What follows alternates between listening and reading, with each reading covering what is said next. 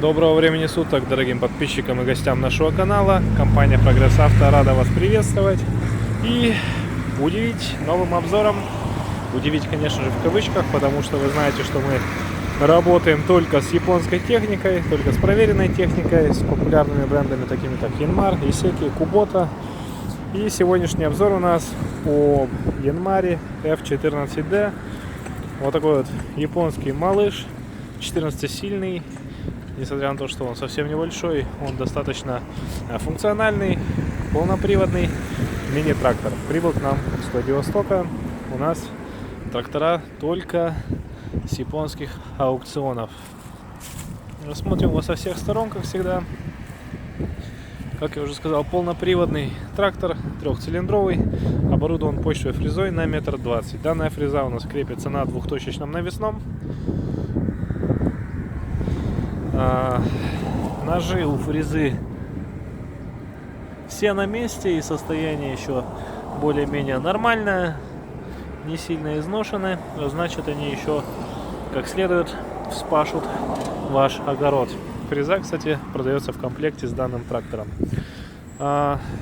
Резина. Состояние резины у данного трактора в принципе неплохое, не вижу растрескиваний.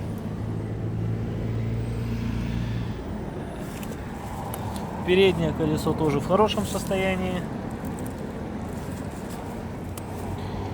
Ничего криминального, никаких трещин здесь нет.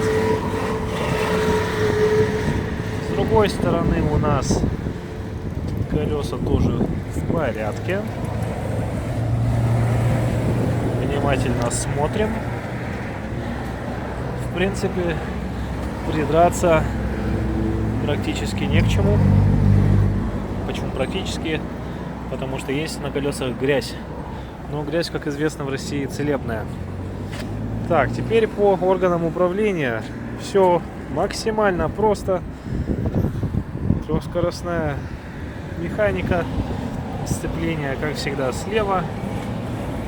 Здесь у нас вал отбора мощности. Трехскоростной, кстати. Номер кузова 05610. Чтобы потом вы сравнили этот номер с номером ГТДшки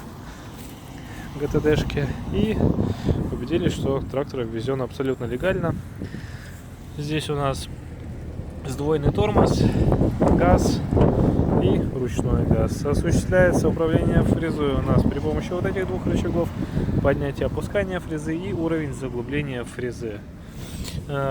Подключение полного привода и, собственно, понижайка, пониженная повышенная передача.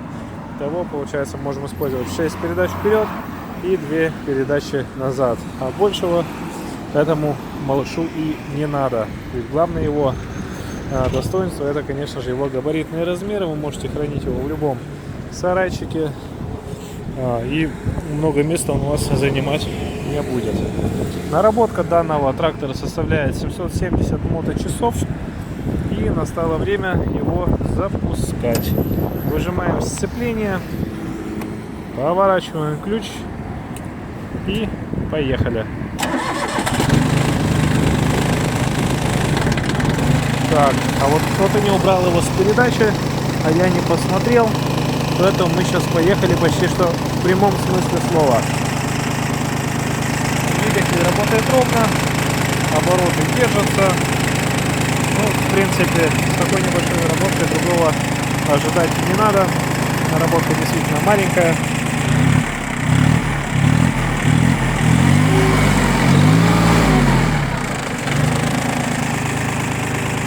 Собственно, все говорит о том, что двигатель в порядке. Вот такой вот мини-трактор Yanmar F14D поступил к нам в продажу в компанию Прогресс Авто.